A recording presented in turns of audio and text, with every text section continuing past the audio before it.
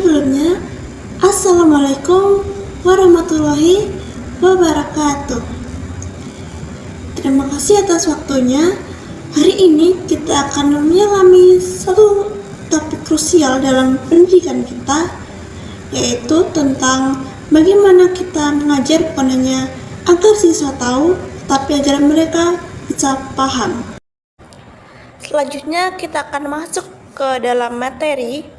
Coba perhatikan sebuah gunung es ini, gambar gunung es ini. Seringkali apa yang kita lihat di permukaan bisa juga sebelah nilai atau hafalan fakta hanyalah puncak kecil dari es tersebut. Itu adalah pembelajaran tradisional. Tapi hari ini di bab 2 ini kita akan menyelam ke bawah laut. Kita akan membahas konsep dan landasan pembelajaran mendalam. Disinilah letak struktur yang sebenarnya, yaitu pemahaman yang kokoh, luas, dan bertahan lama. Jadi, apakah bedanya? Mari kita lihat sisi kiri. Ini adalah pembelajaran dangkal. Informasi masuk seperti tumpukan kardus di gudang, berantakan, tidak terhubung, dan mudah hilang. Siswa hanya menghafal untuk ujian, lalu akhirnya mereka lupa. Sekarang, mari kita lihat sisi kanan.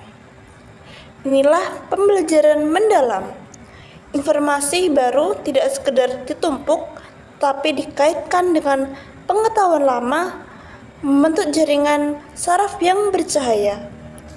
Siswa tidak hanya hafal, tetapi mereka paham konsepnya secara utuh, kritis, dan bisa mengaitkannya dengan pengalaman mereka sendiri. Pada slide 3 ini, mengapa kita harus repot-repot melakukan ini? Bayangkan, pembelajaran adalah sebuah pendakian tangga kompetensi. Kita mulai dari anak tangga pertama, melatih HOTS atau kemampuan berpikir tinggi. Naik lagi, kita membentuk siswa yang mandiri dan kreatif.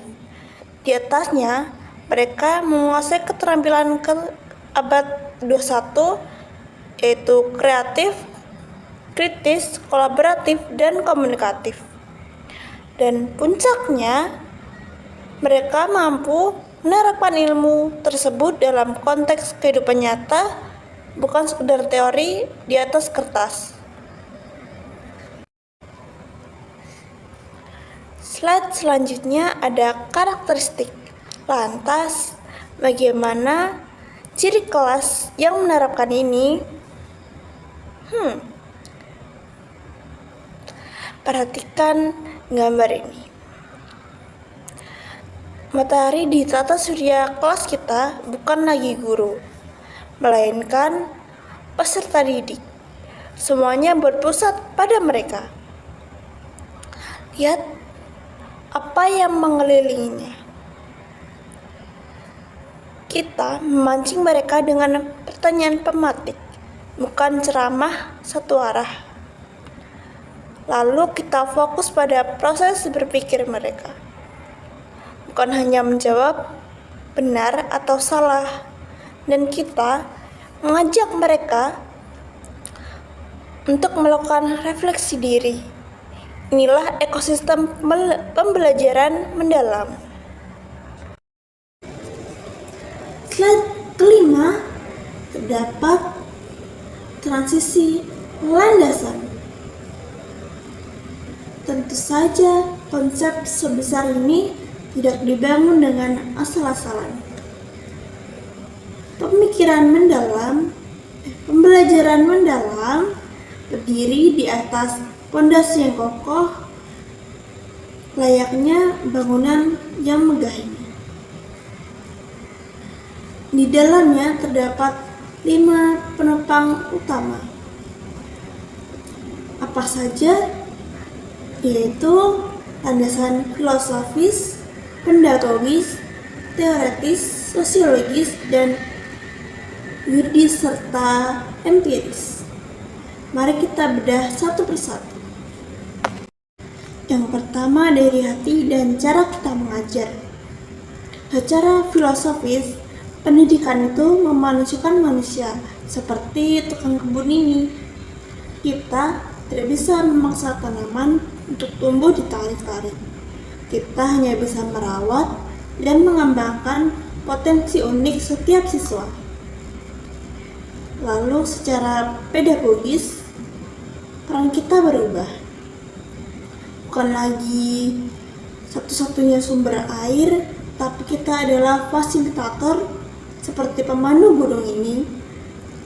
Kita berjalan di samping siswa, memberikan peta, mendampingi mereka menemukan jalannya sendiri.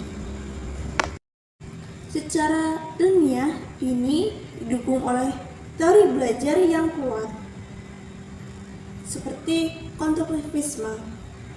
Pengetahuan itu dibangun oleh siswa melalui pengalaman seperti menyusun data, bukan kita yang menyusunnya untuk mereka. Lalu ada belajar bermakna Ausbildung. Pengetahuan baru harus klik atau tersambung dengan apa yang sudah mereka tahu sebelumnya, seperti kepingan puzzle. Lalu yang terakhir, sosial kognitif Vygotsky. Belajar itu aktivitas sosial. Siswa butuh kolaborasi dan bantuan atau scaffolding untuk mencari tempat yang lebih tinggi.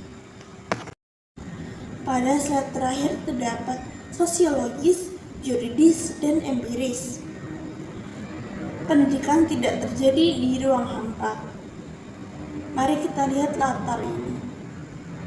Secara sosiologis, pembelajaran harus relevan dengan masyarakat. Kita mencetak warga masyarakat yang peduli dan toleran. Lalu ada PALU.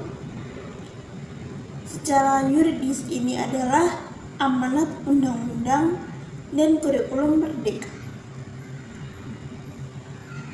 Lalu ada sebuah grafik. Secara empiris, data membuktikan bahwa pembelajaran yang bermakna akan meningkatkan pemahaman jangka panjang siswa. Bapak Ibu sekalian, pembelajaran mendalam bukan hanya sebuah metode. Ini adalah misi kita sebagai seorang guru untuk mengubah siswa dari sekedar menghafal menjadi seorang pemikir.